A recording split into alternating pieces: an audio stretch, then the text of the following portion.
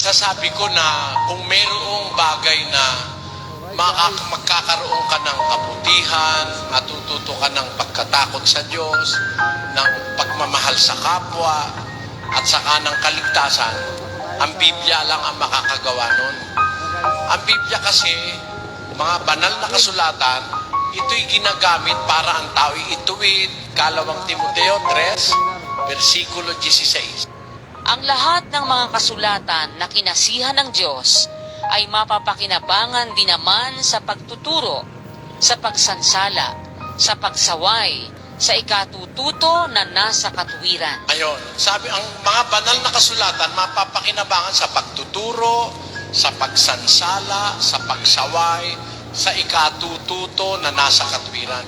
Itong Biblia, pinaka-instrumento ng Diyos para tayo maturuan, masaway, masansala yung mga maling gawain sa buhay ng tao, mapigilan tayo sa masama, at matuto tayo ng katwiran.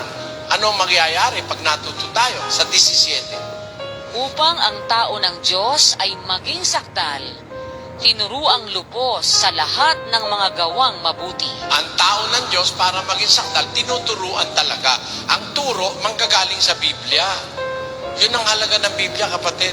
Para matuto tayo ng kabutihan, kagandahang asal, pagmamahal sa Diyos at sa kapwa, sa Biblia manggagaling. Yun ang kahalaga ang Biblia.